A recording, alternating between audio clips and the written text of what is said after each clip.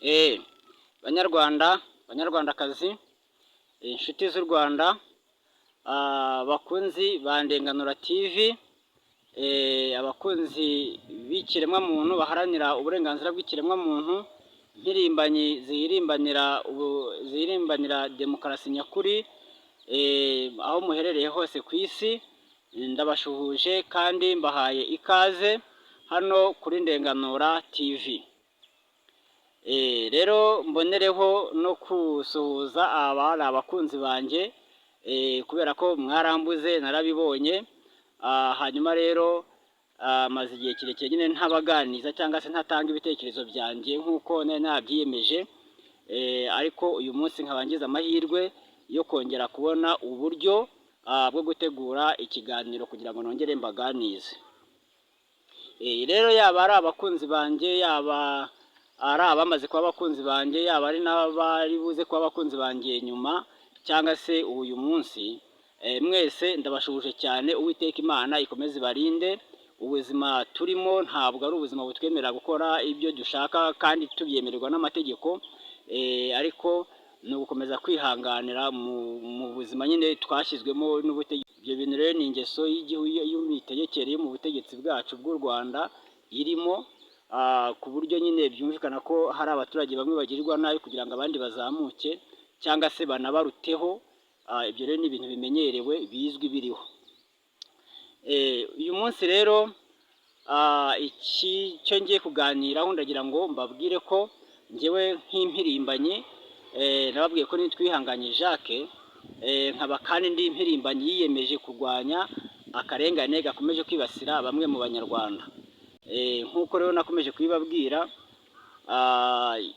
ako ni akazi katoroshye hashingiwe ku mibereho y'uburyo ubutegetsi turimo bwa FPR Inkotanyi na Perezida Paul Kagame buyoboye kino gihugu cy'u Rwanda, uburyo bufata umuntu wese w'impirimbanyi cyangwa se ushaka kugaragaza ibitagenda neza mu gihugu.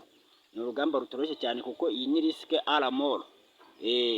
Abenshi barashimutwa bagafungwa, abandi bakaburirwa irengero, kandi iyo umuntu aburiwe irengero mu gihe runaka uko byagenda kose hari biba byangiritse, nubwo yaboneka agaragara atakiri muzima, atakifite imitekerereze ihwanye n'iyo yari afite mbere. Abenshi ariko baburirwa irengero bikarangira burundu bishwe, cyangwa se hakabaho kubahimbira amadosiye bagakatirwa ku byaha runaka bitandukanye baba begetsweho. Murumva ko ibyo ni ibintu bikomeje gutuma igihugu cyacu gikomeza kujya ahantu habi, kubera ko icyo ubutegetsi bwacu bushaka ubu ngubu, nk'uko maze kubibabwira, bwa FPR Inkotanyi na Perezida Paul Kagame buyoboye kino gihugu, icyo bwifuza ni uko bo amahame yabo nabwo atanditse mu bitabo, ari mu mitekerereze yabo, bagomba kuyobora igihugu uko babyifuza nyine hashingiye kuri ayo mahame yabo bo bumvikanyeho. Ibyo rero birimo biragira ingaruka nyinshi cyane mu mibereho y'abanyarwanda, nk'uko turagenda dukomeza kuzigarukaho. Rero ntabarambiye, reka mbabwiye ko uyu munsi njyewe nk'impirimbanyi mpagurutse ngira ngo ntangarize abanyarwanda n'abanyumva bose ko ntishimiye umwanzuro umukuru w'igihugu Perezida Paul Kagame na FPR Inkotanyi bafashe wo kongera kugira umukuru w'igihugu umukandida uzakomeza kuyobora uru Rwanda.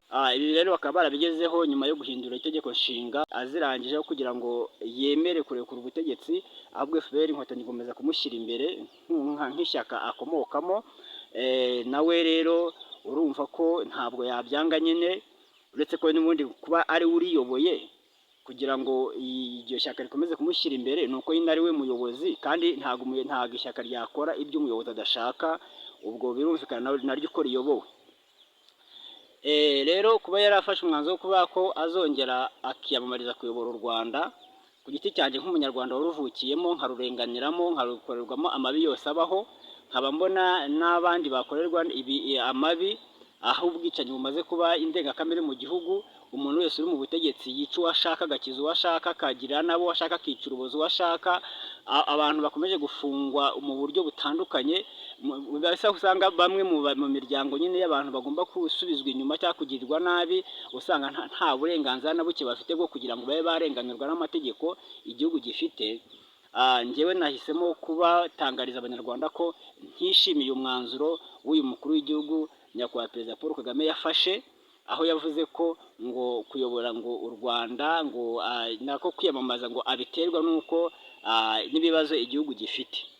Nyamara kandi ku mitekerereze yanjye n'imibereho yanjye n'imikorere yanjye n'ubushishozi bwanjye, ibibazo byinshi u Rwanda rwabigize aho Perezida Paul Kagame ayoboreye uru Rwanda, ndetse na FPR Inkotanyi ikomeza kugenda imushyira imbere. Ukibaza igihe ibibazo by'u Rwanda bizarangirira kandi ari we akiri umuyobozi, cyangwa se bizarangira akiri umuyobozi adashatse kugira ngo arekure ngo ibibazo birangire, cyangwa se kugira ngo nawe abirangize kandi byinshi biza ari uko n'ubundi ayoboye, ukumva ko ni ikibazo gikomeye cyane. Rero mu kubatangariza yuko ntabyishimiye, murumva ko impamvu inteye kubigaragaza harimo izo ngizo maze kuvuga, ariko ngiye ku mibereho yanjye n'uburyo FPR Inkotanyi na Perezida Paul Kagame ubutegetsi bwabo ibyo bwankoreye ariyo ngiye kugarukaho. Nari nzi neza ko Kagame, FPR na Kagame nibaramuka barekuye ubutegetsi aribwo nzarenganurwa, bashaka kwiyongeza n'izindi manda nk'uko itegeko nshinga barihinduye rikabibateganyiriza cyangwa rikabibemerera. Urumva ko icyizere cyo kurenganurwa ubwo cyarangiye. Aha rero reka ngaruke muri make muri bimwe mu byo nari nteze kuzarenganurwaho, kuko FPR Inkotanyi na Perezida Paul Kagame kubindenganuraho barabyanze, kuko sinavuga ngo byarabananiye. Nta kintu kinanira umukuru w'igihugu mu gihugu, nta kintu kinanira ishyaka riyoboye igihugu, nta ibyo bintu ntabwo bibaho. Nta n'urugamba bigeze barwana byibuze abona ngo barutsindwemo mu rwego rwo gushaka kundenganura, cyangwa berekana inkomere wenda yarwo bavuga bati twe twaratinye. Bimwe mu byambayeho rero nababwiye ko mu 2014 nigaga kaminuza i Bugande, nkaba ndi n'umukozi wa leta, ndi umwarimu, ndi umurezi. Mu 2014 rero nasenyewe inzu yanjye biciye mu buryo bw'ubugambanyi. Nari narafashe muri banke, akaba ari nari narashoye mu bikorwa by'ubwubatsi, ayo yose ndayahomba, n'inzu ndayihomba. Hanyuma nkomeza kwigumira mu kazi mvuga nti byibuze wenda reka nishyure n'inguzanyo nk'uko nari nyemerewe, kandi banayimpaye ngume mu kazi nishyura inguzanyo. Ngize amahirwe mu mwaka wa 2015 naje kugira umuterankunga w'umuvandimwe antera inkunga, nshaka n'utundi dufaranga mu bundi buryo, nshinga uruganda rwakoraga amasabune. Ibyo ni ibintu nababwiye. Hanyuma rutangiye gukora, rutangiye kudemara, saa 4 z'ijoro nterwa n'umutwe w'abagizi ba nabi wari uyobowe n'umuyobozi w'akagari ka Cyarubare. Uwo ni umukozi wa FPR Inkotanyi na Perezida Paul Kagame, birumvikana kuko ntago yishyizeho, anyambura urwo ruganda. Nashatse inzira zose zo kugira ngo nce mu nkiko, nkajya ntegwa ibico byo gushaka kunyica mu buryo butandukanye, kugeza ubwo nafashe umwanzuro akazi nakoraga nkavamo nkasezeye, kubera ko nashaka nyine kugira ngo mbone uko nkiza ubuzima bwanjye mbukure mu kaga. Nandikiye inzego zitandukanye, kugeza muri na Perezida Paul Kagame ubwe ndamwandikira inshuro zirenga 8. Nandikira inteko nshinga amategeko imitwe yombi inshuro imwe, nandikira CID yahoze ari CID ishinzwe iperereza mu rwego rw'igihugu, mu gihe inzego zose zari zamaze kumva ko zitagomba kundenganura. Nandikiye icyo bitaga miniti icyo gihe yari minisiteri yari ishinzwe umutekano bwa minisiteri ya polisi. Ariko ibyo byose noneho biza kurangira batandenganuye, uko bagiye bapanga uburyo bwo kundenganura nabo bagiye babishyiramo, ibyo babiziranyweho. Icyo bakoze ni uku byaje kurangira bimviriyemo kunyambura irangamimerere mu gihugu, kandi ifite irangamuntu. Urumva ntabwo nari kuba umukozi wa leta ntafite ibyangombwa binyemera kuba umukozi wa leta. Hanyuma rero nakomeje kujya ngabwaho ibitero bitandukanye byo gushaka kumpitana, bigira n'igihe mva no mu gihugu nkahunga ibyanjye byose barabimazeho. Nta kintu na kimwe mfite, nta muturanyi mfite, nta muturage mfite, nta muvandimwe mfite wabasha byibuza kugira ngo agire icyo afasha. Ngize amahirwe yo kongera kugaruka mu gihugu, nari nzi ko wenda abari babirimo hari icyo wenda babakozeho cyangwa se babaciye intege. Ndongera ndagaruka mbona akazi mu karere ka Ngoma nabwo k'uburezi.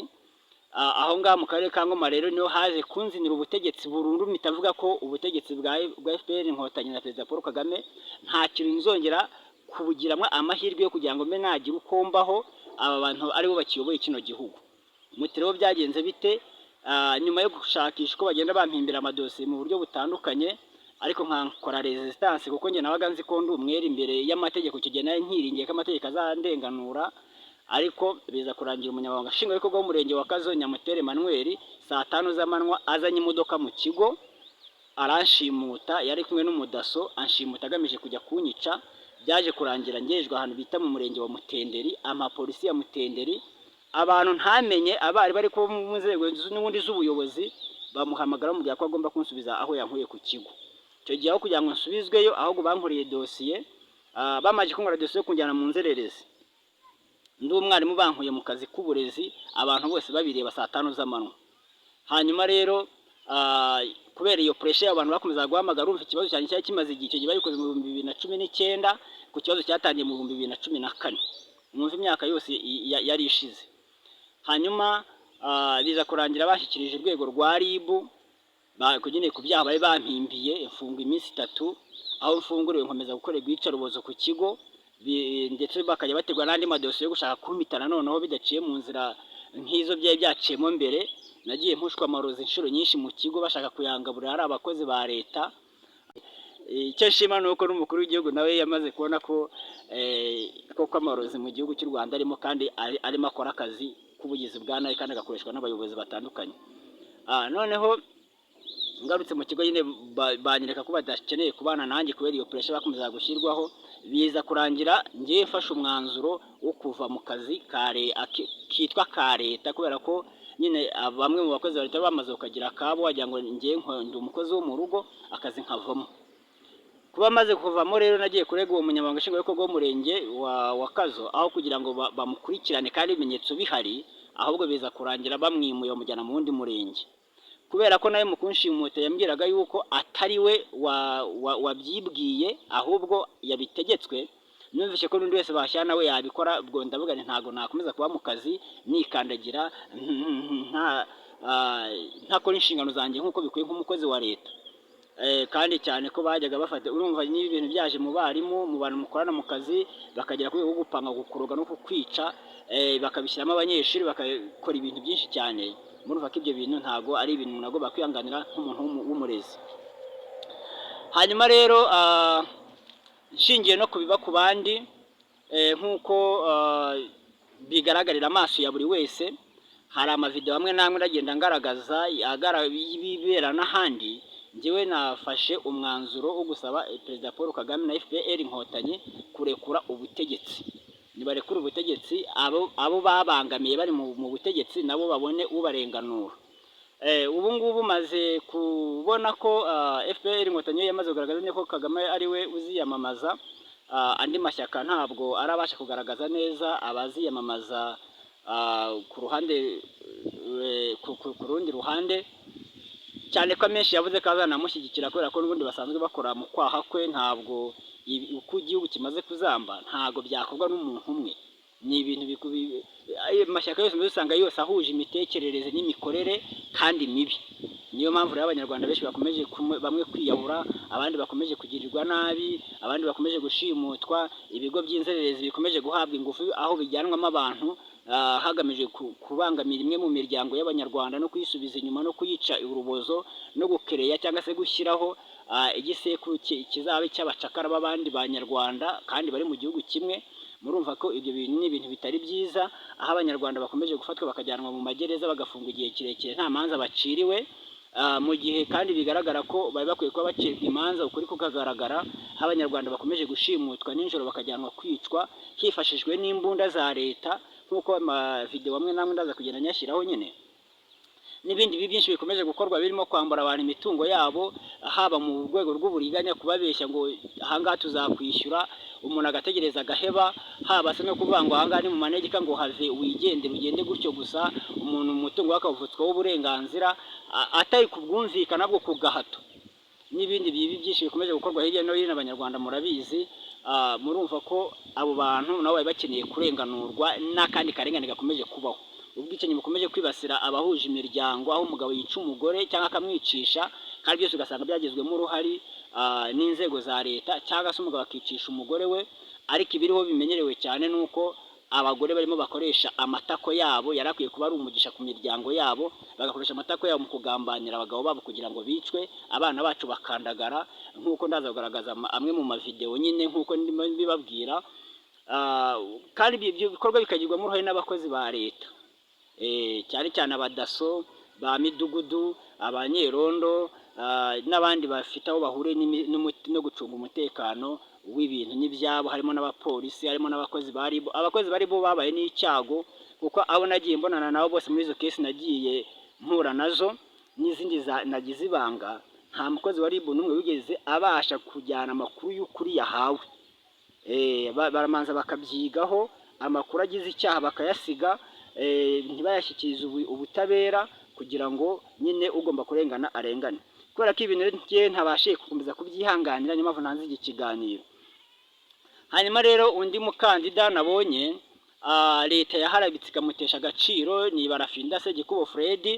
Uyu Barafinda Segikubo Fred murabizi ko nawe yigeze gushaka kwiyamamaza muri manda ishize, arafatwa arajyanwa ngo mu bigo ngo mu kigo ngo kivura ngo abarwayi bo mu mutwe.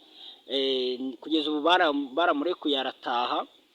Niba baramurekuye akize, niba se baramurekuye adakize, niba yaratorotse ibyo bitaro yari yajyanywemo ku gahato, amakuru yo ntabwo ndayamenya neza, ariko nabonye nfite amakuru yuko ari gushakisha uburyo nawe yakongera akiyamamariza kuba umukuru w'igihugu. Kuba rero Barafinda yakiyamamaza akaba umukuru w'igihugu, ku mwanya wo kuba umukuru w'igihugu, ntabwo nge bimpa icyizere cy'uko yatsinda amatora kubera ukuntu leta yamuharabitse. Ikindi kandi kwiyamamaza k'umukuru w'igihugu Perezida Paul Kagame bisobanuye ngo ni Perezida Paul Kagame ugomba gutorwa. Kwiyamamaza ko bingana no kuyobora. Kwiyamamaza kwa Perezida Paul Kagame kwiyamamariza kuba umukuru w'igihugu bingana no kuba umukuru w'igihugu kuri we. Iryo ni ryo hame ririho, nta kindi kintu gihinduka nta n'ikindi narenzaho. Umuntu wari we wese wakiyamamaza umukuru w'igihugu atemeye kurekura ubutegetsi ntabwo byakunda. Ikindi nk'uko FPR ivuga iti ngewe twebwe twabuze undi mukana twashyira imbere, ni ikimenyetso cy'uko n'ubundi mukuru w'igihugu aramutse arekuye ubutegetsi, FPR igahabwa amahirwe yo kongera gushaka undi mukandida, n'ubundi bashaka umukandida umeze nka we. Ibi rero ni ibintu bidakwiye, niyo mpamvu navuze nti niba FPR inkotanyi itashobora kubona undi mukandida uyobora ngo asimbura umukuru w'igihugu nyakubahwa Perezida Paul Kagame, bakomeza bavuga ko ngo ari ushoboye, ni ikimenyetso cy'uko n'igihe Perezida Paul Kagame yakoresha uburenganzira afite akavuga ati nge sinziyamamaza, n'ubundi FPR yashaka undi umeze nkawe. Rero nkaba navuze nti byaba byiza FPR na Perezida Paul Kagame bose batongeye kugira ububasha bifukiye cyangwa bakabwivutsa ububasha bwo kongera kuyobora kino gihugu, byibuza muri ino manda kugeza igihe abanyarwanda bamwe barengana nabo bazatuza bakarenganurwa, kubera ko iki gihugu kirimo abanyarwanda bafite ibibazo byinshi, kirimo abana b'inzererezi, kirimo abantu bari kugenda barwara indwara zibasira ubwonko nyinshi cyane, kirimo abantu bahangayitse ku rwego rwo hejuru. Mu gihe muri iyi minsi bivugwa ko abarwayi bo mu mutwe bagiye biyongera, uba bivuriza ku bitaro bya Caraes bya Ndera bihereye mu karere ka Gasabo mu mujyi wa Kigali, bamwe bakomeje kuzajya bagenda batoroka. Uku gutoroka guhangayikishije bamwe mu baturage, abagenda n'abaturiye iki gice cya Ndera ndetse n'abanyura ku muhanda wahazwi nka 12 ugana 15 hateganye no mu cyanya cy'inganda hazwi nka Masoro. Hari igishanga ngo bakunda kunyuramo nabo bakagira impungenge. Aba baturage batandukanye tuganira, impungenge zabo bazigaragaza muri ubu buryo. Ibintu biterwa nuko hano muri free zone harimo inzira nyinshi z'ubusamo. Kuvuga umuntu uvuye Ndera ku bitaro rero afite uburwayi apasura kugira ngo ahinguke nk'agahe wabo muri za Masoro za Masizi, abatorotse ntabwo baba bakize, baba bahunga kugira ngo batafata bakabasubiza kwa muganga. Baba batorotse ibitaro wenda kuko ubwenge bwabo nyine baba bafite, kuko umuntu ugendera ntabwo aba afite ubwenge bwuzuye neza, yagira amahirwe yabatoroka kuko ubwenge bwafite nyine akicira zino nzira nyine aba yikeka nyine wasanga bankurikiye, cyangwa se wenda hari izindi ngaruka nagira, cyangwa se banansubiza kuko wenda batahishimiye. Byareba nk'abantu baba wenda bakora Indera bakajya ubwo navuga ko wenda ari nko kwita ku kazi kaba kabara nyine bakabitaho si babatoroke. Twashatse kumenya icyo ubuyobozi bw'ibi bitaro bya Ndera bibivugaho, maze Frere Charles ubiyobora ku murongo wa telefone inshuro zose telefone yatwitaga agahita yikupa. Hagati ariko twashatse kumenya umwe mu nzobere z'abaganga ndetse unakurikirana ubuzima bw'abarwayi bo mu mutwe, maze tumubaza kuri iki kibazo atubwira koko uku gutoroka kubaho cyane cyane hano i Ndera, ndetse anatubwira igituma aba barwayi bo mu mutwe batoroka uko biba byagenze. Abarwayi bajya batoroka, hari igihe abyuka akabaho igihe nyine bitewe n'uburwayi afite akenshi akurira nyine agatoroka, ariko ni bakeya nyine ubishobora, yenda ari abasore abadamu ariko bakeya bitewe n'uburwayi biriya bita ngo ni nka comportement hallucinatoire, yenda yagize nk'amajwi amubwira kurira nyine akigenda, cyangwa abantu banywa ibiyobyabwenge akenshi bakunda gutoroka. Ni ikibazo bamwe mu baturage bavuga ko gishobora guhangayikisha, kuko ngo ashobora kuba yacitse gutya akagenda akiyahura nko mu modoka ikaba yamwica, cyangwa se akaba yahuriramo n'indi mpanuka muri iki gishanga baba banyuramo. Muri aka gace cyangwa se iki kimeze nk'urufunzo niho bamwe ngo mu batorotse i Ndera usanga banyura, ikibazo bavuga ko kiba kitaraboroheye kuko ngo ibibazo biba bigaragaza ko batarakira neza. Celestin Ntawuyirusha Amaboko, BTN TV. Kandi abo bose bahangayikishijwe nuko imitegekere y'aba bantu maze kuvuga Perezida Paul Kagame na FPR Inkotanyi bakomeje gutegura uburyo bwo kubahangayikisha nyine kugira ngo babeho muri ubwo buryo. Rero nkaba mvuga nti mu by'ukuri ko byagenda kose ubutegetsi bwacu nk'abanyarwanda, igihe umukuru w'igihugu atakemera kurekura ubutegetsi ngo na FPR nayo irekure, kandi ibibazo biri mu gihugu bikaba byaraje kubera ibyinshi, bikaba byarazanywe nuko aba bayobozi bayoboye nk'uko namaze kubivuga. Biragaragara neza ko ubuzima bwa bamwe mu banyarwanda nyine bwarushaho gukomeza kugenda buba bubi. Nkanjye rero niteze yuko nzarenganurwa n'undi mu perezida uzajyaho, ubwo se Gikubo Fred ntabwo ari wandenganura kuko nzi neza ko atazatorwa, n'undi mu perezida wese uziyamamaza Kagame yiyamamaje ntabwo azatorwa, cyane ko kwiyamamaza nk'uko maze kubivuga kwa nyakubahwa Perezida Paul Kagame bisobanuye kuyobora. Rero hano hari bimwe mu bindi bintu nari navuze abanyarwanda bagomba gushishozaho bakareba niba koko ibyo bintu bifite ishingiro, cyangwa se niba koko biri n'iwabo, cyangwa niba ari njye biriho njyenyine nanjye mukazambwira. Bimwe mu bintu nari nateganyije nashingiraho nsaba ko nyakubahwa Perezida Paul Kagame adakwiye kongera kwiyamamaza, ndetse na FPR Inkotanyi idakwiye kongera guhabwa amahirwe yo gushaka undi mukandida. Harimo ko icya mbere kuba umukuru w'igihugu, FPR Inkotanyi yarateye muri 90 itera ubutegetsi bwari buriho ibukuraho. Icyo gihe muri 90 muzabaririza amateka y'ibyariho mbere ya 90. Hanyuma rero icyo gihe ubwicanyi bwaratangiye nyine ku banyarwanda batandukanye b'ingeri zitandukanye.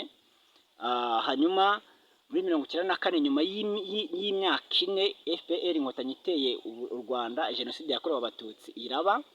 Iyo jenoside yakurikiwe cyangwa se n'igihe yabaga, kuko yabaga FPR nayo iri ku butaka bw'u Rwanda ndetse iri mu mutima w'ubutegetsi mu murwa mukuru w'igihugu, sibyo?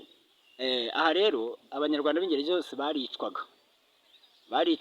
Ubwo ahangaha ntago ngiye gupfobya jenoside yakorewe abatutsi kubera ko nta tegeko rinyemerera kugira icyo nyivugaho, keretse gusa kwemera ibyo ubutegetsi buriho bwo bwemeje bukabushyira mu mategeko. Ariko kwemera kuba navuga ko hari n'abandi banyarwanda bicwaga, ahangaha nizere ko uraza kubigira ngo akaza kubisanisha n'ibyo amategeko ambuza kubirebana n'amategeko akumira cyangwa se yemeza uko jenoside yakorewe abatutsi yakozwe. Ahangaha uraza kubisanisha araba ashatse kungirira nabi mu rwego rw'imitekerereze n'imikorere ye, nk'uko nyine bisanzwe bigirirwa n'abandi. Abanyarwanda b'ingeri zose baricwaga. No mu gihe cya jenoside yakorewe abatutsi nabwo hari abahutu bishwe, ibyo nakomeje kugenda mbivuga. Akaba ari nayo mpamvu ikimenyetso simusiga nuko leta yashyizeho ngo abarinzi b'igihango.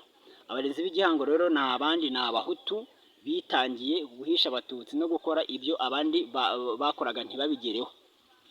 Rero abana b'abarinzi b'igihango ntabwo bigeze bahabwa uburenganzira, cyangwa natwe duhabwa uburenganzira bwabo twagiye duhisha, cyangwa n'ibyagiye biba ku bandi bagiye bahishwa n'abahutu. Kubera ko guhisha, kuvuga ngo ufate umuntu uwumve ko uwo muntu mugize umuntu ukomeye kubera ko yakoze ibintu by'indashyikirwa, nuko hari ababikoze bikabananira, sibyo. Mu by'ukuri hari abahutu benshi bishwe bicwa bazira guhisha abatutsi, bakicwa bazira gushyigikira inyenzi, cyane ko n'abatutsi bishwe muri icyo gihe bicwaga bavuga yuko ari ibyitso by'inyenzi. Uko niko babicaga babaga babyita, ahubwo bishwe ku mpamvu z'uko bari biswe ibyitso by'inyenzi. Inyenzi rero nizo zavuyemo FPR, zivamo umukuru w'igihugu. Murumva ko icyo kintu cyakomeje kugenda kiba ikibazo gikomeye cyane, ariyo mpamvu bamwe mu banyarwanda nyine bitiriwe iyo biswe ko bavuyemo amoko b'ubwoko bwavuyemo abakoze jenoside yakorewe abatutsi, bakomeje kugenda bahigwa kugeza n'uyu munsi. Ubuzima bwabo bukomeje kuba bubi, ndetse n'umututsi ushatse kubashyigikira nawe ibye biba nk'ibya Kizito Mihigo, mwarabibonye. N'abandi batutsi benshi bagiye bicwa kuko abahutu baribasiwe cyane mu kugirirwa nabi n'ubutegetsi buriho. Hanyuma ivangura rishingiye ku gitsina, ivangura rishingiye ku gitsina, murabizi ko ngo itegeko riteganya ko ngo itegeko ngo rirengera ngo umugore n'umwana. Wafunguwe muri abo batatu nta n'umwe ukuvugisha? Natanze impuruza cyane mfunzwe, ndavuga ni wenda ubwo umugore mukuru dufitanye abana 8 azangirira impuhwe andeke ngaruke mu rugo, kuko ntacyo twapfuye kigaragara. Ninjye wanze kuba hano yari yaguze, mwandikira amaretere agera kuri 50, nyohereza umukobwa wanjye ansabira imbabazi ngo umugore akajya yafata akayanaga ahantu mu byibo cyangwa ndakayaca. Mfungurwa nzi ko azangira impuhwe ngasubira mu rugo, ariko ubu byarangiye ndi mu kantu k'akazu k'ibihumbi 35 kakandi bijya bita geto. Geto niho ndi. Yes, muri geto. Nashishikajwe no kumenya n'ubuzima ubayemo. Na telefone ntiyayifata, ngo yaguze ifirimbi nini cyane, ngo ngeze no ku isanire ngo yahamagara RIB cyangwa agahamagara abayobozi. Nigeze kujya gushaka gusuhuza abana ejo bundi ku cyumweru kugira ngo bajye ku ishuri mbasuhuje. Umugore arambwira ati wibeshye uhagere, ariko mpereje koko nsanga yabimenyesheje abantu bose na ya firimbi ayifite.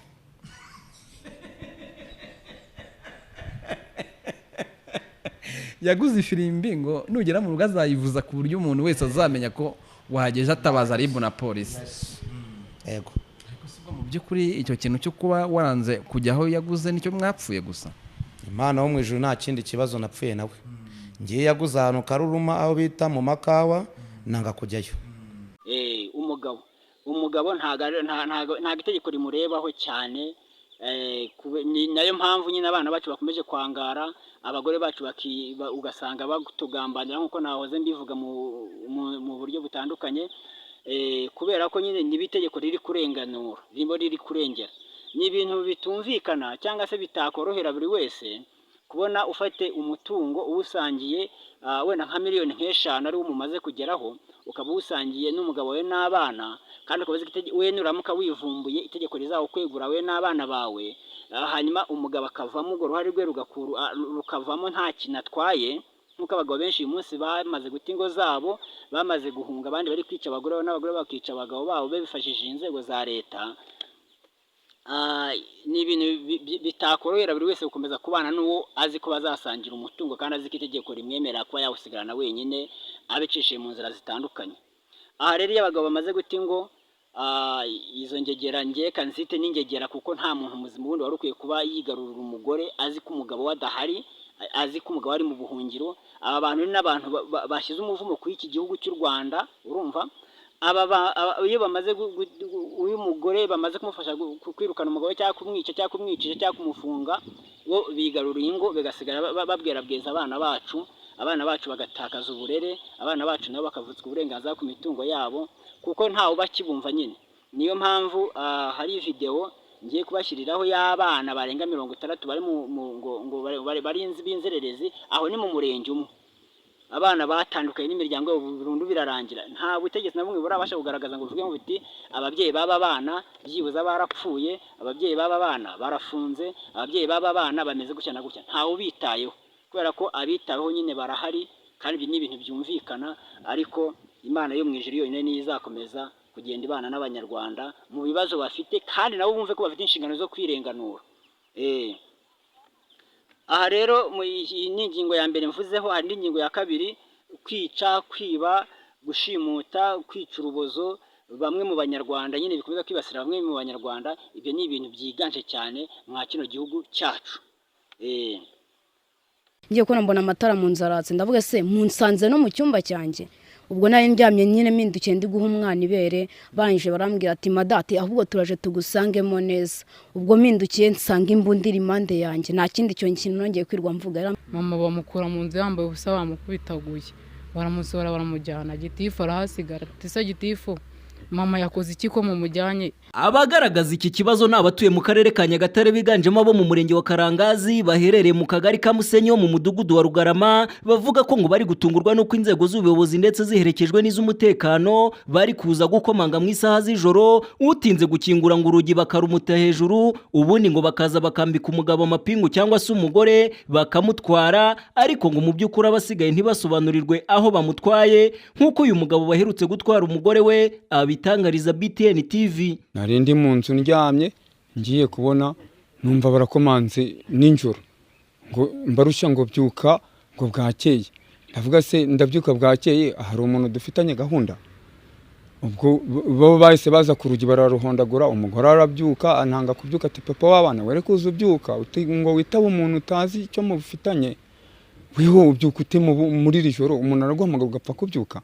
Umugore abyuka mbere, ageze ku rugi asanga barimo bararuhondagura cyane, ati mwabana ufite imbaraga nimubyuke, nyamara twatewe, aba bantu badutera ijoro twageze dute? Ubwo mu kubyuka ncanye itara, mbona hanze hariho abantu bafite imbunda. Mbwira umugore nti wa mugore we, aba bantu ihute genda wambare, nimba usanga banyishe urasanga nje ndagira hanze bahite banyica, urasanga banyishe. Agenda mu nzu, maze gukingura bahita burira mu nzu, baragenda bamukuramo, bambuzana bamukubita. Ndababwira se mwabagabo munankumitira umugore we, yagize ati mbaza na gitifu, ndamubwira ese gitifu uyu mugore yagize ati ngo ceceka ngo nawe batagutwara. Ansubiza inyuma ati wari kubakurikira. Ndakomeza ndabakurikira, nkaza ngende inyuma yabo gakeya, yambaye ubusa bamutwaye atambaye imyenda, bayimushyiriye mu gitondo kuri polisi. Bamwe mu batuye muri uyu mudugudu bafite ababo batwawe bakomeza bagaragaza ko bitigeze bibashimisha. Barakubita urugi barwana narwo mpaka barukuyeho. Aho barukuriyemo bageze mu nzu, mama baramukubise ntibamuhaye agaciro, yambaye ubusa. Aho tugiye kwitambikamo umwana wo basangagamo wese barahutazaga, bagakubita bagakusha umuraka akajugunya hanze. Mama bamukura mu nzu yambaye ubusa bamukubitaguye, baramusohora baramujyana, gitifu arahasigara. Tisa gitifu mama yakoze iki ko mumujyanye?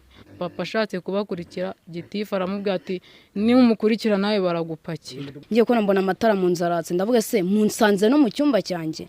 Ubwo nari ndyamye nyine mpindukiye ndi guha umwana ibere, banje barambwira ati madate ahubwo turaje tugusangemo neza. Ubwo mpindukiye nsanga imbunda iri impande yanjye, nta kindi kintu nongeye kwirwa mvuga. Yarambwira ati umupira wanjye uriye, ni dore nguwo. Ku ruhande rw'abaturanyi baturanye n'aba bafite iki kibazo, nabo basaba ko inzego z'ubuyobozi zikwiye kuza zigakoresha inama abaturage batwawe, bakabasobanurira aho batwawe ndetse n'impamvu yatumye babatwara. Ikiza rero ko abaturanyi bacu tutazi ikintu bazize, ikiza nuko baza mu nteko no mu mudugudu wacu tukamenya ikintu bazize, kuko isaha izi ngizi ntabwo zifite ikintu bazize. Ejo natwe yaba ari twebwe. Nyuma y'uko aba baturage bakomeje gutangaza ko hari ubwo ngo bagirana ikibazo n'ubuyobozi bw'inzego z'ibanze, ubundi ngo bakabakorera dosiye kugeza ubwo babafungishije, ibi byatumye tuvugisha umuyobozi w'uyu mudugudu ngo twumve ko muri aba baturage batwawe haba harimo wari ufite dosiye ye mu nzego z'ubuyobozi, maze nawe adusubiza muri iri jwi rye yishongora agira ati wowe se nk'umuyobozi w'umudugudu hari imico mibi wari ubaziho, hari raporo wari warabakoreye? Wenda njye nakubwiye niba wavuganye n'abaturage ibyo bakubwiye utwara ibyo ngibyo wumva ko ari uko.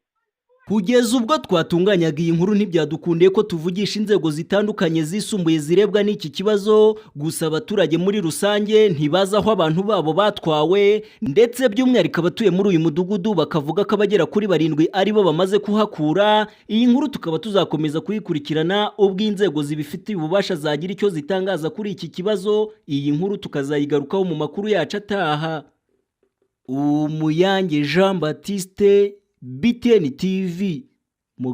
Uvuga ko atabibona azakomeze atega amatwi amaradiyo cyangwa se nawe ava mu byarimo ajye kureba ibiri kuri tere. Ibyo ni ibintu bishoboka cyane kandi bizwi. Iyo umuntu ajyanywe mu kigo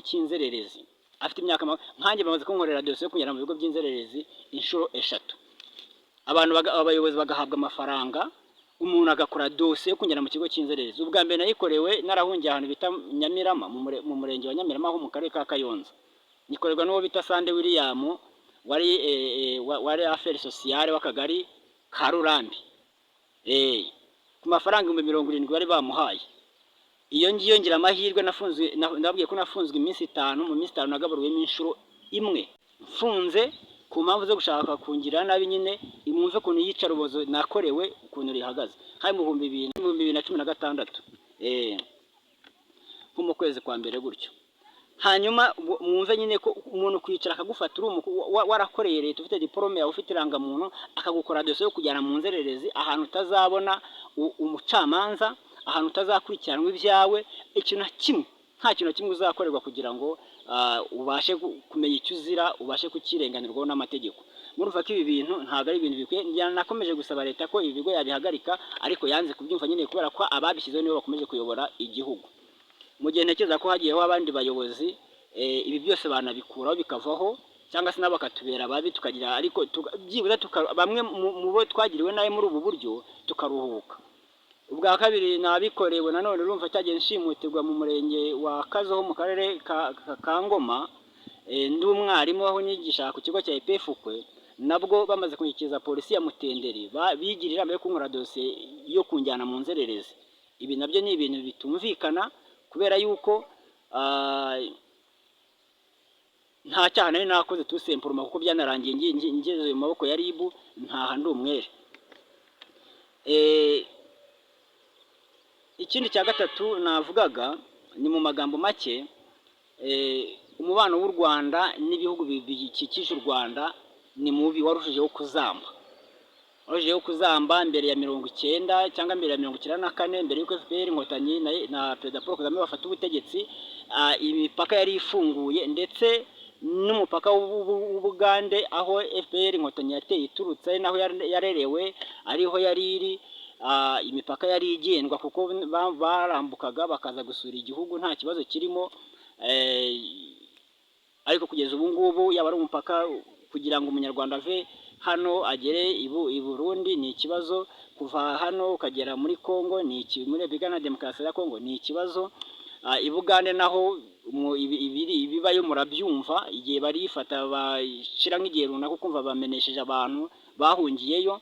Ibi rero ni ibintu bitumvikana, bituma abanyarwanda dukomeza kwemera kuba abacakara, baba kutugira abacakara bakatwambura ibyacu kubera ko twabuze ubwinyagamburiro, tukemera kwicwa, tukemera kugambanira abacu, tukemera kwicwa n'abacu, tukemera kwica abacu, tukemera kwiyahura nk'uko biriho uyu munsi, kubera nyine ko twabuze ubwinyagamburiro, kugira ngo turebe ko hari aho twagana byibuza umuntu ufite amaboko arebe ko hari icyo yajya gukorera hirya no hino kugira ngo byibuza yibereho.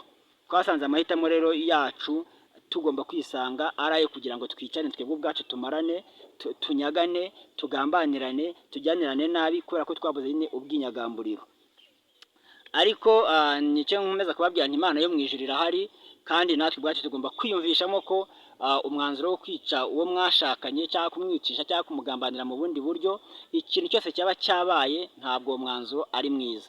Nubwo twayibutse FPR Inkotanyi na Perezida Paul Kagame, ariko dukwiye kumenya ko hariho Imana yo mu ijuru izaturyoza ibyo twakoresheje intekerezo zacu, amaboko yacu, umubiri wacu, n'ubundi buryo bwose twagiye tugira uruhare mu gukora ibyo Uwiteka atemera.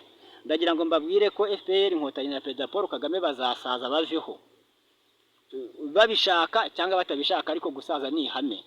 None se mu gihe uzaba warabayobotse ukemera kwicisha umwana wawe, ukemera kwicisha uwo mwashakanye, ukemera kujya kurara amajoro nka babadaso, nababwiye uburyo umudaso yaje kungaba igitero nijoro cyo kunyica saa 4 z'ijoro, agasanga nagiye ari afite yari imwe n'igitero cy'abantu bagera muri 4. Umudaso wakoreraga mu murenge wa Mwiri, iperereza ryasanze yitwa ngo ni Munyenkumburwa Emmanuel. Uyu nguyu bari bamuhaye misiyo, ntekereza ko misiyo ashobora kuba yihawe na Sande William, ni umwe mu bakozi b'umurenge, yari umwe mu bakozi b'umurenge wa Mwiri, kubera ko imbere ashimuta mu 2016 ahawe mu promotion yo kuzamuka, agize amahirwe arongera arambona, ubwo niyo haye uwo Munyenkumburwa Emmanuel imisiyo yo kujya kunshimuta ngo nicwe, kuko se nizijoro nta hantu bagomba kunjyana, kugeza uyu munsi ndacyabayeho mu buzima bubi, mbayeho ntagira aho ndara, mbayeho ntagira aho ndyama, mbayeho ntagira ikintunga, mbayeho nta kintu kimwe gishobora kundengera muri iki gihugu. N'irangayemerere ryanjye bararinyambuye bantandukana n'abavandimwe, abavandimwe bajya kugabanya imitungo y'ababyeyi badusigiye bonyine, kandi bari abavandimwe banjye ibyangombwa bibigaragaza, ariko bajya muri mashini barandika bakuramo ko ngiye mvukana nabo. Kugeza ubwo bampaye ubwenegihugu ngo navukiye muri Argentine. Ukibaza umuntu ukora ibintu nk'ibyo ngibyo kumva ngo akabikora azi ko nyakubahwa Perezida Paul Kagame ni perezida, akabikora azi ngo FPR Inkotanyi niyo muyobozi w'ubutegetsi buriho, hanyuma ariko akabikora umuntu akabura umurenganura burundu, ibintu bikaba gutyo. Maze hafi umwaka n'igice ayo makuru aribwo nyamenye, kuko babikoze mu ibanga, mpangana nabyo, barambiga ngo banyice. Ibitero bikaba muri 310 byose byarampushije, haba na mbere kugeza n'uyu munsi, bigamije kumpitana. Rero murumva ntago mbayeho nk'umuntu mu buryo itegeko rinyemerera kuba ndiho.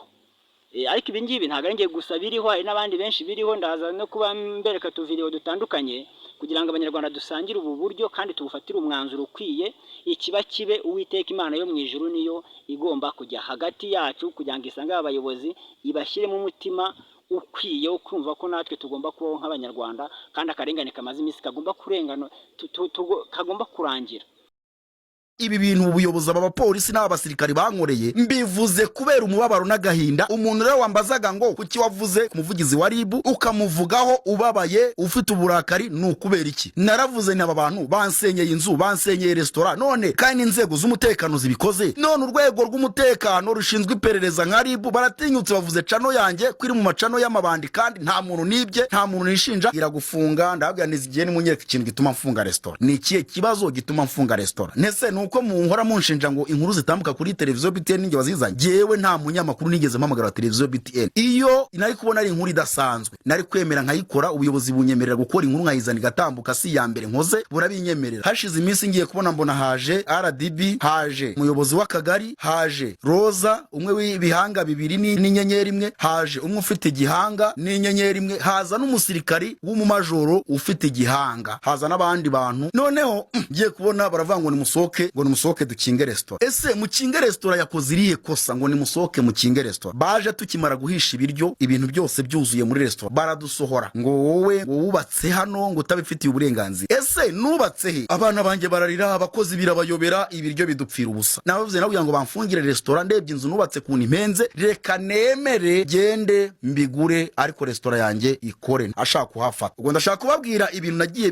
binkomeretsa kugira ngo bagufungire restaurant, bakwirukane ukimara kubaka inzu ahantu wakoreraga. Urumva baje bafite imbunda, uko mbabwira uko niko kuri. Haje abasirikari, haza abapolisi, haza RDB, baje gusenya inzu yanjye no gukingisha restaurant yanjye. Umwe mu bayobozi bakomeye bazanye n'abo bantu arambwira ati ese ni wowe baje gufungira restaurant? Ni yari umwe mu bayobozi bafata imyanzuro. Arambwira ati rero ntacyo nakora, urumva banzanye hano bambwiye ikibazo ukuntu kimeze, nshaka abantu baza gukuraho yanzu ko bagize ati ni wibeshya iyi nzu kamara iminsi itaravaho hano. Reba kwisengera inzu wiyubakiye, bakaza bakaguhagarara hejuru ngo uyisenye, kandi nkayisenya ari izo nzego za leta ziri kumpemukira zimbabaza. Bituma rero narabaye narakubititse ndaceceka mbavuze, kubera ko niyo mpamvu navuze ni RIB ninyereke uti wababajwe ni. Naribajije ibi bintu ni iki gituma inzego z'umutekano zinyibasira, ni kiye cyanakoze? Sinzi iyo mvuka, mama ntazi yavuka. Noneho ndeba karengane nkunda gukorerwa. Nagiye gushaka irangamuntu, barambwira ngo nshaka abantu 16 banzi bansinyire irangamuntu, barayinyima, ariko naje kuyibona nyuma banyimye irangamuntu kubera kutagira gakondo. Ndi mu gihugu cy'u Rwanda mvuga ikinyarwanda, birarangira. Ejo bundi ndi gushaka passport barayinyima, barambwira ngo ninge mu butabera ntanga ikirego ngo mvuge impamvu irangamimerere yanjye tujuje ibyangombwa byose. Ati ni gute irangamuntu yawe itariho papa wawe ukubyara? Barangije barambwira ati jya mu rukiko utanga ikirego usobanura impamvu irangamuntu yawe itariho iso ukubyara, noneho nurangiza uzaze tuguhe passport. Urumva nagiye nkomerekera muri iki gihugu, nagiye nkomeretswa n'abayobozi, nagiye nkomeretswa. Reba kushaka irangamuntu umuntu ukayibura uri umunyarwanda, reba gushaka pasiporo bakayikwima uri umunyarwanda nta cyana kimwe wakoze, ibyo byose ukajya ubibona ku munota wa nyuma bakugoye.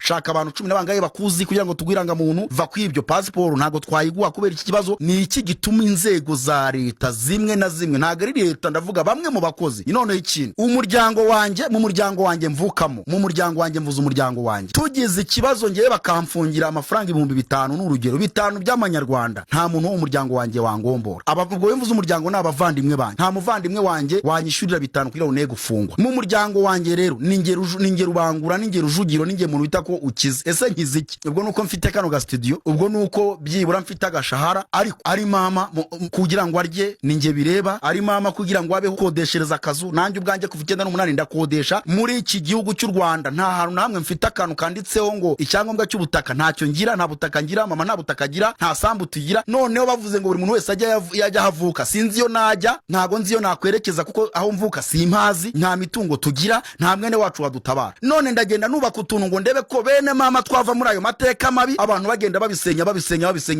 Reba kuva 98 nkodesha ntarabasha kubaka akazu, none ko nubatse baragasenya. None tureka no gusenya business zanjye bari kuzangiza. Rero ibi ndabivugamo muri make, navugaga iby'umubano w'u Rwanda n'andi mahanga cyangwa se n'ibihugu bidukikije. Muzi ibibazo biri kubera hari Repubulika Iharanira Demokarasi ya Kongo. U Rwanda rwo ruvuga ko nta kaboko rufitemo, ariko ibimenyetso simusiga bigaragaza ko Kongo yatewe n'u Rwanda. Kuba hari abiswa amazina mu buryo runaka kugira ngo wenda bajije cyangwa se hakaba hari ubundi buryo byagiye bikorwamo, ariko u Rwanda rurashinjwa kuba rwarabigizemo uruhare. Niyo mpamvu umunyarwanda wese ugezeyo ashobora kwicwa. Niyo mpamvu bimwe bavuga ko no mu Rwanda no muri Repubulika Iharanira Demokarasi ya Kongo naho hashobora kubayo jenoside. Kandi ndetse n'uyu munsi turumva irimo irakorwa nubwo itari yemezwa n'amategeko, ariko abashakashatsi n'abahanga bo barimo baremeza ko ibiri gukorwa muri Repubulika Iharanira Demokarasi ya Kongo, Iharanira Demokarasi ya Kongo ari jenoside. Kandi iyo ngiye igashinjwa ko kubiri kuba nuko nyine u Rwanda rufitemo akaboko nk'uko rurimo rubishinjwa.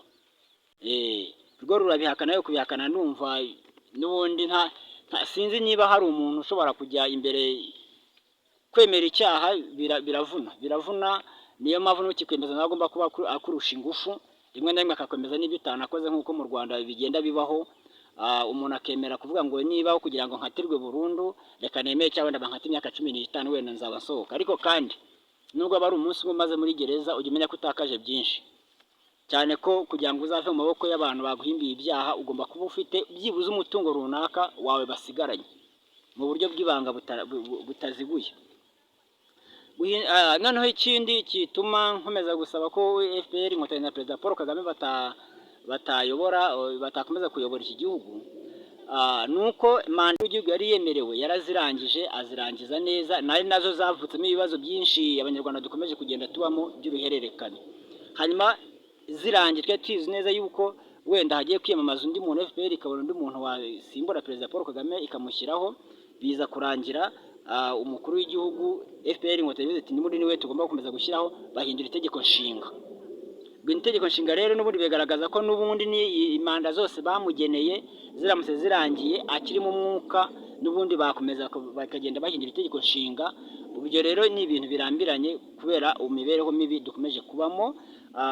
Kandi akaba ibingibi ari n'ibintu, ubu buryo bwo kuha umukuru w'igihugu kuyobora imyaka yumva ashaka yose, we na FPR bumva bakeneye, nabwo burabiba urwango n'amacakubiri mu banyarwanda, bishobora no kuba byaganisha ku ngengabitekerezo ya jenoside. Kubera ko niba hari abanyarwanda bakomeje kugirirwa nabi, nibagirirwa nabi igihe kirekire, ikizavukamo kiruta icyabaye mu myaka yashize. Kubera ko nta kurenganurwa kugira ngo nzongere kugira ikibazo mwa kino gihugu nongere ngana ubuyobozi ngo ngiye kuburegera, ni ibintu namaze kurahira ko nazongera gukora mu buzima. Kuko ni ibintu bibabaje kubona ufata ikirego ukagishyira abayobozi babigishinzwe, ufite n'ibimenyetso simusiga, wagera mu butabera akavuga ngo nta bimenyetso bafite, kandi nabwo ukagenda uhushwa imitego yo kukwica, ukagenda no mu rukiko umuntu akashobora kuba yagusangamo akakwiciramo, uvayo cyangwa ujyamo, aho gutaha uri guhigwa kugeza ubwo abantu bafashe imyanzuro yo kujya kurara mu kigunda. Ibi ngiye mvuga ndabizi neza, ntabwo ari byo mbwirwa, nta nubwo byo mbarirwa, sibyo? Urumva rero ntabwo abanyarwanda tuzakomeza kubaho gutyo. ngo twizere ko ibyo twagezeho mu by'ukuri tuzabirinda bikabaho. Ibyo ni ibintu bidashoboka cyane, ntabwo ari ibintu bizaramba. Rero gukomeza kubaho umuntu akubaka inzu akayihagarara wenda y'imyaka 20 kandi azi neza ko mu myaka 20 ari ikintu gishobora kuba kikayimuvutsaho uburenganzira nk'uko abandi bagiye bavutswa ibyabo, haba ari mu gihe cy'intambara na jenoside, haba ari n'ubu ngubu bakiri kubivutswaho uburenganzira. Murumva ko ntabwo ari ibintu byiza. Dukeneye kubyara abana bakazororoka, nabo bakabaho bakabyara abandi abana bafite uburere. Ntabwo umugore azarera abana wenyine n'izo ngegera z'imbwebwe ziba zimaze gutesha agaciro abase bababyaye bakangazwa, cyangwa abandi bakicwa, abandi bagafungwa, abandi bakagiye kuba amadosiye, ngo mbye ko uwo mwana azagira uburere buzatuma nawe yivira nk'umuntu wo kumufasha. Abana benshi barimo barangara, abana benshi barimo baragirirwa nabi. Ikindi kuba wigiye muri Wikipedia ukareba umukuru w'igihugu avuga ko ari umututsi w'umuhima, kuvuga rero ko nta wundi muntu ushoboye kuba yayobora igihugu uturutse mu bundi bwoko, ni ikimenyetso cy'uko bashaka gukomeza gufata ubwoko akomokamo, akaba aribwo bukomeza kugenda bujya imbere, ari nako burundwaho n'imitungo y'abandi barimo banyagwa iyabo. Ibi rero ni ibintu bishobora kuzabyara jenoside izakomera cyane gusumbya iyabaye. Ibi ngibi ngiye mbivuze nitaye ku mitekerereze yanjye ishingiye ku bimenyetso simusiga ngenda nkura ahantu hatandukanye. Ejo bundi sinzi umuntu wavuze ngo hari ubushakashatsi bwakozwe ngo ikibazo cyari cyo kubaza ngo mbese indi jenoside murifuza ko yongera kuba. Abantu barenga 11 niba 17 gutyo ku ijana ngo bemeza ko ngo bifuza ko iyo jenoside ko haba indi jenoside. Mu by'ukuri umuntu wafunzwe ukatiwe n'inkiko cyangwa se imiryango yavuyemo bari abantu bagiye bakatirwa, cyangwa yaba ari abakatiwe, yaba ari abarimo batari baburanishwa, yaba ari abemejwe ibyaha bakoze cyangwa akaba ari ababeshyewe, bose ariko bakaba bari mu magereza, nta muntu ushobora kwifuza ko indi jenoside ibaho. Ahubwo aba bantu barimo bifuza ko haba indi jenoside barenga 10%. Byagizwe ibanga nyine kubera ko bashyizeho ngo ndi umunyarwanda kugira ngo ibikorwa byose byitirirwa abanyarwanda. Nyamara hari imiryango nyine yo ivuga iti habaye indi jenoside, ibyo twibye bano banyarwanda abangaba ni bikeya, nabyo twabyikubira bikaba ibyacu. Nuko mbitekereza, kuko haramutse hari umuntu uzi ingaruka za jenoside ntabwo ashobora kwifuza iyindi, kandi niwe waba utanazizi nta mpamvu yo kugira ngo umuntu waburaye ntabwo ashobora kwifuza ko n'abandi baburara. Ahubwo abanyamurengwe batunzwe n'ibyo bambuye abandi nibo bahora bifuza yuko abambuye bakomeza bamburwa, ariko Imana izakomeza kubana natwe ubuziraherezo kugeza igihe Imana ibiteganyiriza. Aha nagiye mvuga muri make. Icya gatanu, kwica amategeko hagamijwe ubugizi bwa nabi. Ibi nabivuze muri make, n'ubugome bwibasira bamwe mu banyarwanda, cyane cyane abo mu bwoko bw'abahutu. Ndagira ngo mbabwize ukuri ko muri bariya abana barimo bangara cyangwa n'abantu bari mu magereza bazira amakimbirane yo mu miryango, umubare munini ukomeza kwibasirwa n'abahutu, kubera ko sinzi niba hari umuntu waturutse i Bugande akaza afite imbunda arwana kugira ngo uzamubone yajyanye amakimbirane yo mu ngo n'umugore we cyangwa n'umuryango we. Ni ibintu bitapfa gukomera, bitapfa kugaragara cyane, kubera ko amakimbirane menshi aturuka ku bukene bwamaze gushyirwa mu miryango. Abo rero niba umuntu afite icyari afite n'icyanywa, kereka wenda icyo batakumvikana ni ukuvuga ngo tujye kwicana runaka kugira ngo na biriya tubimwambure, wenda ayo makimbirane ashobora kubaho, ariko ari mu bahutu cyane aterwa n'imibereho mibi. Gatandatu, gushyiraho amategeko n'amabwiriza no gukora ibikorwa by'iterabwoba bigamije kubuza bamwe mu banyarwanda uburenganzira bwo kwisanzura mu gutanga ibitekerezo cyangwa kubyakira. Ubu ngubu nk'iki gitekerezo ntanze ushobora kujya kumva mu kanya abantu batangiye kugenda bampiga nijoro aho nyuze. Mu gihe rero hari uwavuga ati ngenda bangamiwe, ugasanga uwo muntu arimo arahigwa by'intangarugero ku buryo bitakwiye ko byagombye kuba bikorwa. N'abantu bakabaho bacecetse, bikaza kubakurura ingaruka zo kwiyahura nk'uko nahoze mbivuga, abandi bakica nabo ubwabo, abantu ugasanga ibibazo bimaze kuba byinshi cyane. Twihuse rero hari ikindi navuze nanone kigera kuri umubare wa 7, aho usanga amabwiriza ashyirwaho abuza bamwe mu banyarwanda gukora imirimo ibateza imbere hashingiwe ku bushobozi buke bafite, kandi nta ngamba zifatwa zo kugira ngo ubushobozi buke byibuza buzamurwe, hanyuma hashyirweho babashe kuba bagendana n'amabwiriza ya leta. Aha ndavuga nk'abacuruza udutaro, harabona hari muri Rubavu abadaso batangiye kugenda bakubitwa, hari ahandi nabonye abazunguzayi bamburwa ibyo bacuruza, hanyuma ubibambuye akababwira ati nutampa ku gitsina ngo dukorane imibonano mpuzabitsina idakingiye ntago nkusubiza ibyawe. Ibi rero gukora ibintu bimeze gutya uri umukozi wa leta mu nshingano za leta, mu by'ukuri ibintu byitwa gataro ni ibintu leta idashaka kugira ngo bikorwe, kandi abaturage benshi ushize kwijanisha ubushobozi bafite n'ubw'agataro, kuko agataro ntabwo gashobora kujyaho byibuza igishoro kirenze 20,000, kandi nta butike nimwe ushobora gushinga muri iki gihugu byibuze iri munsi y'20,000 cyangwa iri 20,000. Unayishinze ipatante, imisoro, ibiki byose watanga, wajya no mu ideni kugira ngo ubone uko wishyura ibyo leta ibigusaba. Aho bigana amafaranga na ya banka kunyibwo ndabyumva bigana, kuko nta muntu ufite uzabirya w'inkoko ntawe n'uwabirya iby'inkoko Sofatude izikamyo twakodesheje dusha amadolari 200 ku munsi kuva hashize icyumweru cya mbere, ibihumbi biri ku rundi rwego. Bino bintu nk'uko Mugamage bivuze tumaze imyaka ariko biza tugura n'abaturage, buri muturage ufite umurima urengeje hegitari 5 afite akantu kitwa kamashini kitwa grade, arakoboresha mu bakobora akajyana akayungurura no kuyungurura, akavuga ngo uyu nguyu udacitse cyane ni nomero ya mbere, n'ukuri uyu nguyu uri mu icumi ni nomero ya 2. Ibi niko bimaze igihe bimba, nk'uko ubona umuceri w'umunyarwanda umeze ku isoko. N'ukuri turagura n'abantu bari ku rwego rwo hasi. Njyewe navugaga yuko ndokotse ntabwo nasubirayo, ntajya n'ahandi nkahinga cyangwa gukora ibindi, kuko ni ukuri kw'Imana. Umuntu wari ufite miliyoni 100 nayo inote 100 ari bukuremo, yabisubiza Tanzania, yabisubiza ntabwo byakunda, kuko twazanye umuceri, twaguze umuceri tuwuguze n'abantu tuzi ko turi umuceri wo kurya. Ni ukuri pe turasaba ngo mutwumve, mwumve niba nayo mpamvu turi kumwe na FDA twabaje mwuka byaramo ibintu bintu usanze byica abantu, nta nicyo twavuga, twamenye ko natwe twakoze amarorerwa, ariko niba bitica abantu FDA mutubabarire. Naho baratubwira ati rero twebwe turakora ibyacu, tuzabereka hano muzajya gusaba imbabazi. Nuko kw'Imana nta mumwe wari ugambire kukiba imisoro, kuko bino bintu ntabwo bisora.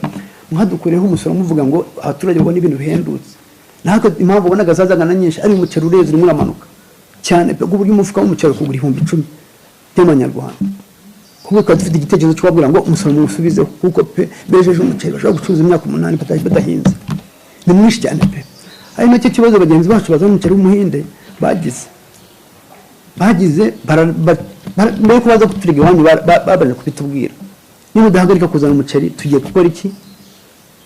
Byose babitubwiye, Rurangwa yabitubwiye, mu Afurika yabitubwiye, bose n'abavuga n'amazina twahuye nabo baratubwira ati umuceri muzana, impamvu mudukata nuko muzana umuceri. Bafite n'amakuru, abo muri bo bafite amadepo hari, bafite bazi ko n'umuceri bajya bawuzana, bazi ko umuceri bafite, kandi ko natwe umuhinde turawufite.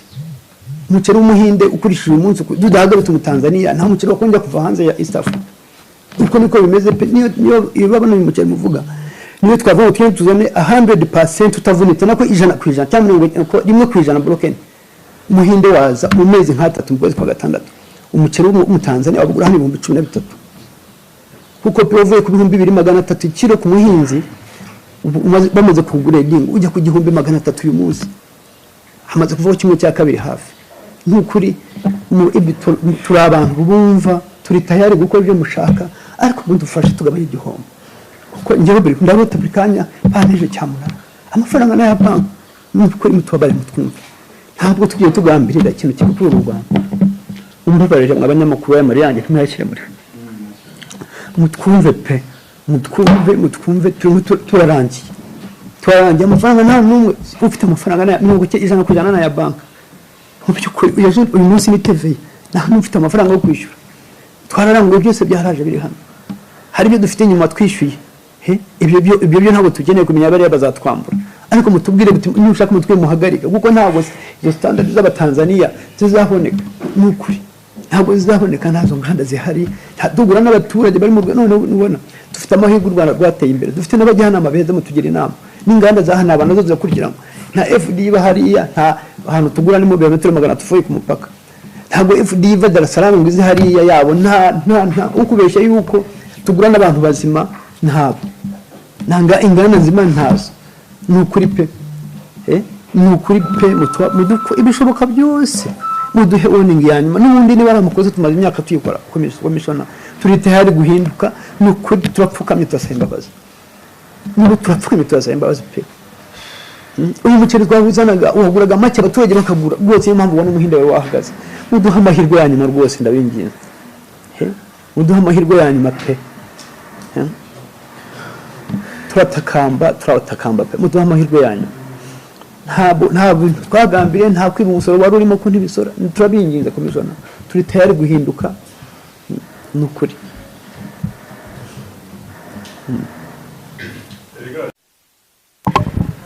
twagira ngo tubasobanurire ku bijyanye n'inama tuvuyemo twakoranye na Rwanda Revenue ku kibazo cy'umuceri amaze iminsi mwumva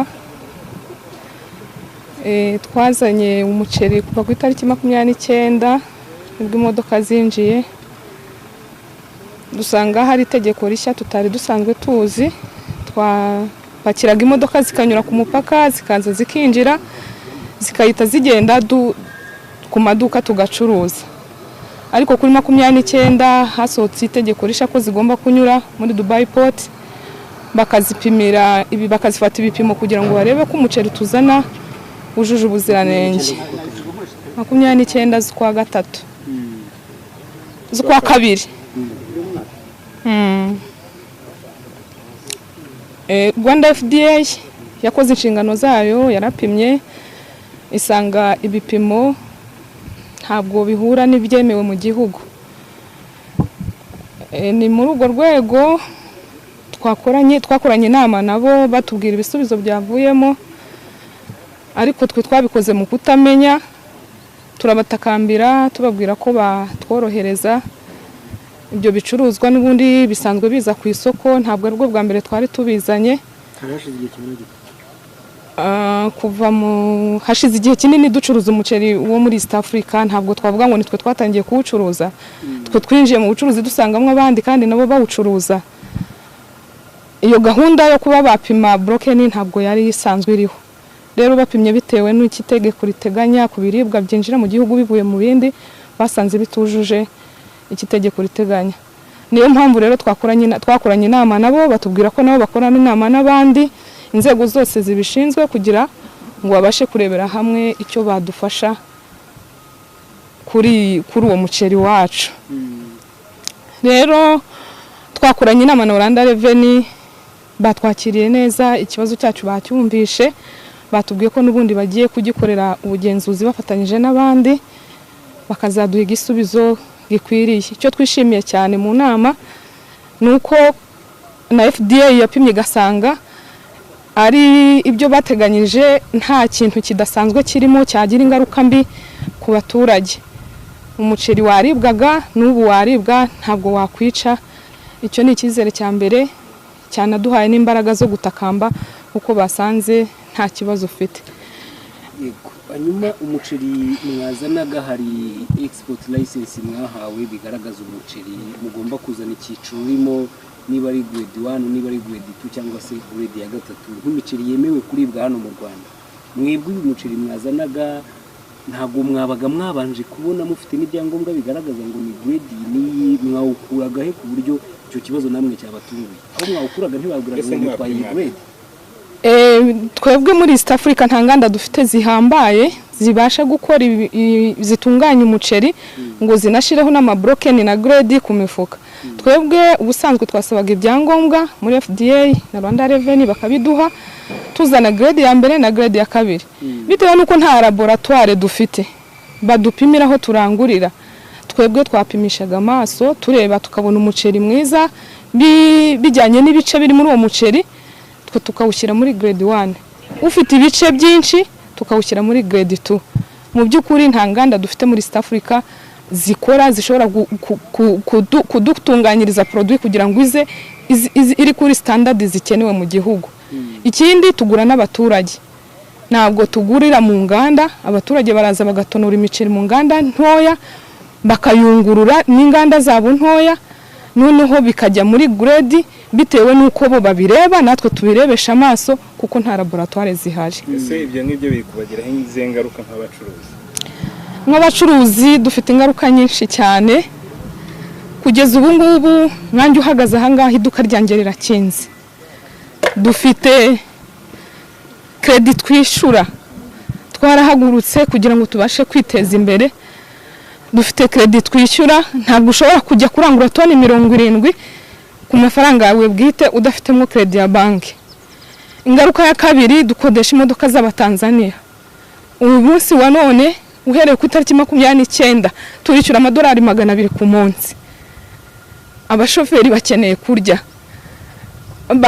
bakeneye ibibatunga muri iminsi. Dufite ingaruka zo kudacuruza kugira ngo tubashe kwishyura imyenda ya banki. Dufite ingaruka y'ibihombo byinshi duterwa n'imodoka z'abandi twakodesheje. Rero twebwe icyo dusaba nuko badufasha, nuko n'ubundi batwumvishe.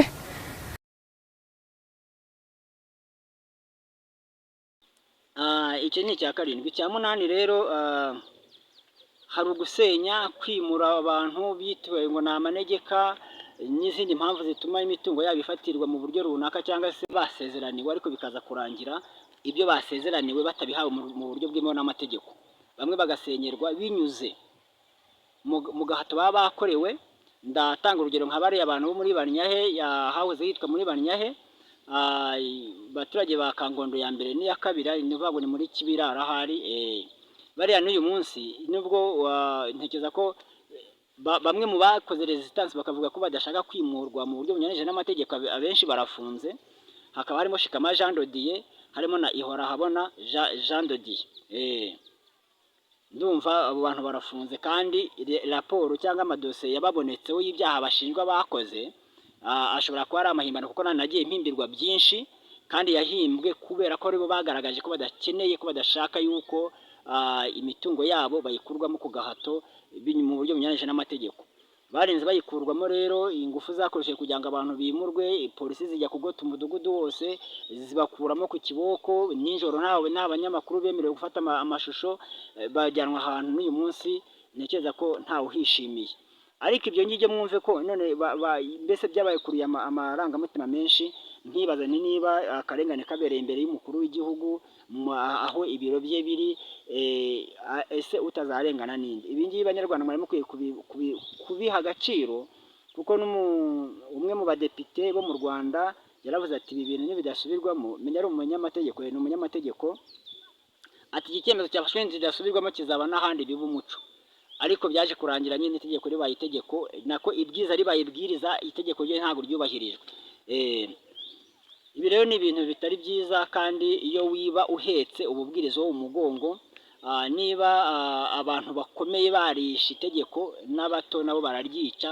Niyo mpamvu umukuru w'umudugudu cyangwa se n'ushinzwe isibo cyangwa n'ushinzwe nk'aba badaso n'abandi bashinzwe imitekano begereye abaturage cyane, nabo imibereho yabo ni ruswa gusa, ni ruswa zibatunze. Niyo mpamvu abantu bakomeje kwangara ku buryo budakwiye. Icya cyenda rero ngira ngo nsoze, kurigisa ingengo y'imari ya leta mu buryo buhoraho. Kurigisa ingengo y'imari ya leta mu buryo buhoraho, iki nacyo ni ikibazo kiri mu butegetsi bwa FPR Inkotanyi na Perezida Paul Kagame. Kuva igihe umugenzuzi mukuru w'imari ya leta yagiriyeho, nta mwaka n'umwe uragaragara yuko ingengo y'imari ya leta yakoreshejwe neza mu bigo byose. Ikindi, mu buryo bwo kugaruza ibyabuze, ntabwo bajya babaza uwabiryitishije aho ari bukure ibyabuze. Niyo mpamvu usanga hari bamwe mu bayobozi binjira mu baturage bakajya kubaka amafaranga yo kugira ngo ibyabo bayobozi bariye bizagarurwe mu ngengo y'imari ya leta. Bakavuga ngo twagaruje ibingana gutya, nyamara ntabyo mwagaruje, kubera ko abo byagombaga gutunga mwagiye kubasabura n'ibyo bari bafite kugira ngo iboneke mu isanduku ya leta, kandi ibyo bibonetse mu isanduku ya leta byitwa ko bigaruye, n'ubundi bizaribwa mu yindi manda mu wundi mwaka. ibyo rero ntabwo ari ibintu byiza bikwiye byatuma dukomeza kuvuga ko Kagame na FPR inkotanyi badukoreye neza ngo hanyuma ngo bakomeze kwiyamamaza bakomeze kubaho ari abayobozi bacu mu gihe harimo abahangayitse barimo biyahura kubera ubuzima bubi bari gushyirwamo n'imikorere y'ubwo butegetsi y'ubwo buyobozi. Icya cumi ivangura mu mashuri mu guhabwa ubumenyi. Hari abana benshi bonzi ntari bugarukeho cyane cyane abo mu bwoko bw'abahutu bagiye bahabwa buruse zo kujya kwiga hanze, hanyuma bikarangira izo buruse bazivukijweho uburenganzira. Hari n'abagiye bahabwa izo kwiga mu gihugu imbere nazo bakazivutswaho uburenganzira. Hari n'abo nzi bagiye bashaka abavoka ngo baburanira, ariko ntabwo kugeza n'uyu munsi nta gitekerezo cyo kuva ko bazaburanirwa ngo batsinde gihari. Umuntu niba akuvukije kujya kwiga umwaka umwe imyaka ibiri igashira, ntekereza ko ninde uzakurenganura se kugira ngo ujyeyo. Umuntu akava mu kigo yizemo muri minisiteri ibishinzwe cyangwa mu kigo kibishinzwe akavuga ati twebwe buruse twarayiguhaye dore ngiye aho yanditse. Hari n'uwanzi wageze ku kibuga cy'indege ngo baramufunga, indege igenda areba cyangwa se iranamusiga, hanyuma imaze kugenda baramurekura. Uwo muntu arahari. Rero aya makuru tuba tuvuga twebwe nk'impirimbanyi nuko twahisemo nyine kuvuga. Abenshi bararengana bagaceceka. Banyarwandakazi muteraniye ku isi yose naho muri muherereye, mwibaze impamvu ituma umuntu yishyiramo umugozi akiyahura, mwibaze impamvu ituma umuntu yica uwo bashakanye. Umwana akakureba nk'umwanzi nawe ukareba umwana wawe nk'umwanzi, nta mpuhwe na nkeya ushobora kumugirira, ugakubita ukahuranya ukica. Abana bakiri bato barimo barabanaga mu matuwarete ba nyina kubera ko basi nta jambo babafiteho, nyine bafite ababigaruriye. Mu by'ukuri ndasaba Imana yo mu ijuru mu bubasha mpabwa nuko ndiho, Imana nizisure kino gihugu idushyirireho iherezo ry'umubabaro n'agahinda dukomeje gushyirwamo n'ubutegetsi bubi bwa FPR inkotanyi na Perezida Paul Kagame. Ishyireho iherezo mu buryo bukwiye kandi natwe tuzaryakira neza. Rero ntago ndi butinde cyane, nshoje iki kiganiro mbashimira abankurikiye, mbonereho no kubasaba kunkorera subscribe kugira na subscribe na like na comment kugira ngo tuzakomeze kubana mu biganiro by'ubutaha mu gihe Uwiteka azaba kiturinze. Murakoze cyane.